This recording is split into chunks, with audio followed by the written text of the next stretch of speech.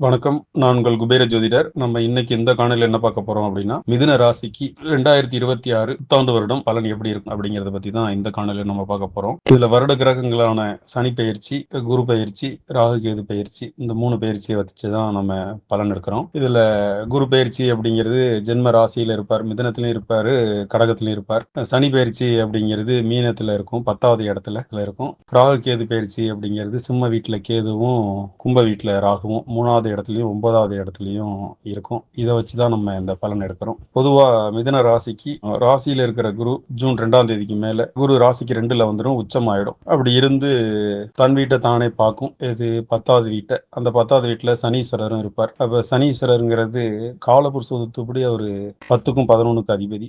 உங்க ராசிக்கு அவர் 8க்கும் 9க்கும் அதிபதி. இப்படியே 10வது இடத்துல இருக்கார். அது குருவோட மனையிலையும் இருக்காரு, குருவோட பார்வையிலையும் இருக்கார். 2ல இருந்து 10வது வீட்டை குரு சனி இருக்கிற இடத்த பார்ப்பார். அப்ப சனிங்கிறது உழைக்கிற கிரகம், குருங்கிறது உழைப்புக்கான ஊதியத்தை கொடுக்கிற கிரகம். அப்ப எல்லாத்துக்குமே இது பொருந்தும். உழைப்பு வீண் போகாது இந்த வருடத்துல அப்படிங்கிறது தான். அப்புறம் குரு உச்சமா இருந்து 2ஆம் இடத்துல இருந்து 6ஆம் இடத்தை பார்க்கும். 6ஆம் இடங்கிறது எதிர்ப்பு, போட்டி, பொறாமை, பிரச்சனை, இதெல்லாம் தவிடுபடி ஆகும். 8ஆம் இடத்தை பார்க்கறது கௌரவத்துக்கு பங்கம் இல்லாம சிறப்பா போகும். ஆரம்ப காலகட்டங்கள் ஜூன் வரைக்கும் இருக்கிற காலகட்டங்கள் எப்படி இருக்கும் அப்படின்னு பார்த்தோம்னா, இந்த 5 மாத காலங்கள் எப்படி இருக்கும் அப்படின்னு பார்த்தோம்னா, ஜென்ம குருவா இருக்குங்கிறதுனால கொஞ்சம் சிரமங்கள் இருக்கும். ஆனா அது பெரும் பாதிப்பு இருக்காது. அடுத்த 3 மாதத்திலேயே அது கொஞ்சம் கொஞ்சமா சீரா மாறி உங்களுக்கு நற்பலன்கள் கொடுக்க ஆரம்பிச்சிடும். இந்த வருட எண்டு வரைக்குமே கேது சிம்மத்துல தான் இருக்க போற. 3ஆம் இடத்துல இருக்கிற கேதுவால உங்க நற்பலன் தான் கிடைக்க போகுது. ராகு 9ஆம் இடத்துல இருக்கிற ராகு, அதுவும் உங்களுக்கு நற்பலன்களை தான் கொடுக்க போகுது. பொதுவா சனி 10ல இருந்து அதுக்கு குரு பார்வை இருக்கிறது உங்களுக்கு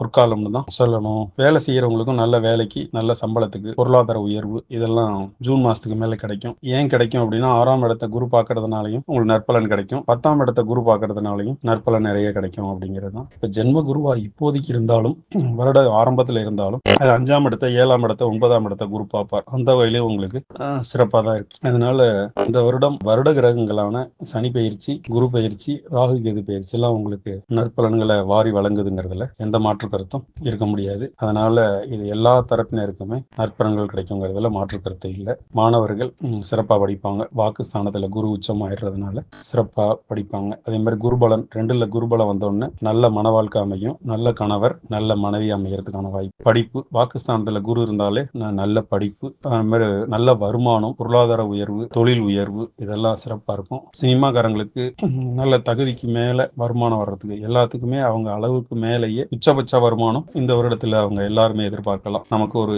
என்ன வருமானம் எதிர்பார்க்கிறோமோ அதை விட பல மடங்கு அதிகமா இருக்கிறதுக்கு தான் இந்த வருடங்கள் மிதுன ராசிக்கான பலன் எடுத்துக்கலாம். வாக்குஸ்தானத்துல குரு இருக்கிறதுனால குரு வழிபாடு பண்ணி இன்னும் உங்க பொருளாதாரத்தை உயர்வு பண்ணிக்கலாம் அப்படிங்கிறது தான். 3ல கேது இருக்கிறது உங்க தெம்பு, திடாகர்த்தம், தைரியம், இதெல்லாம் கிடைக்கும். நல்ல கம்யூனிகேஷன் இருக்கும். அதனால விநாயகர் அருள் உங்களுக்கு பரிபூர்ணமா இருக்குங்கிறதுல மாற்று கருத்து இல்லை. 9ல ராகு இருக்கு. சில நேரத்துல கடவுள் நம்பிக்கை இல்லாத மாதிரி இருக்கும். பட் இருந்தாலும் குருவோட அருளால உங்களுக்கு எல்லாமே நல்லதாவே நடக்கும் அப்படிங்கிறது தான். அதனால குருவோட மனையில சனீஸ்வரர் இருக்கிறதும், குருவோட பார்வையில இருக்கிறதும் எல்லா விதத்திலுமே சால சிறந்ததுங்கிறதுல மாற்று கருத்து இல்லை. அதனால மிதுன ராசியை பொறுத்த வரைக்கும் இந்த 2020 ஆண்டு ஒரு பொற்காலம் தான் சொல்லலாம். இந்த வருஷம் உங்களுக்கு பொற்காலமா அமையணும்னு வாழ்த்துறேன், விரும்புறேன். நன்றி, வணக்கம்.